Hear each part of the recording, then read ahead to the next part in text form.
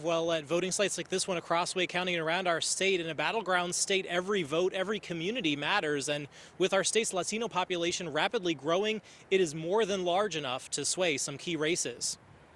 Y los horarios ahorita son de 8 de la mañana a 7:30 de la tarde.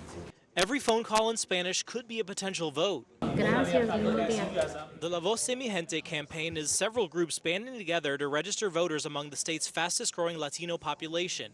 There are now 300,000 registered Latino voters in North Carolina, and it's not always easy since the community is spread out from big cities to smaller towns like Wilson, where Elizabeth Herrera has been going door to door. We have been driving from 10 minutes from one door to another, but it's really crucial conversations that we're having with not only our young voters, but also the families. She's hoping for big turnout, but just getting voters on the rolls is a big step for a community that's sometimes been overlooked. We won't see the result tomorrow or November 6th, or maybe even a year from now, but we do hope that we are inspiring these voters to be continuous voters. And while the Latino community is diverse, recently it's been Puerto Rico that's made headlines after the controversial joke made at former President Trump's rally in New York. At Coquille Creative Puerto Rican Kitchen, owner Doel Gonzalez, who grew up on the island, says it was personal. It's still something where it's personal because you're talking about a specific subgroup of people, a subgroup of people that have a history of oppression, that have a history of being made feel lesser.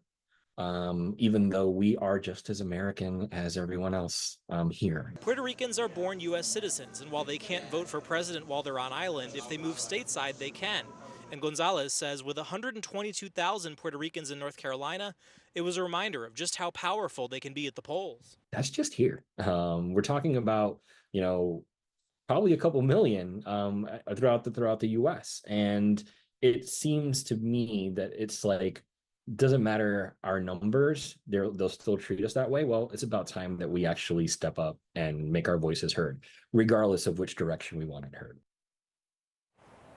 Yeah, and that is certainly what they are doing with those get out the vote efforts, just trying to get people to the polls and make sure they are aware of what's going on. Now, historically, polls have shown that Latino voters have skewed Democratic, but obviously, again, it is a very diverse group, both geographically and with the issues that are top of mind. But again, every vote counts when you're in a battleground state like North Carolina. Reporting live, Tom George, ABC 11, Eyewitness News.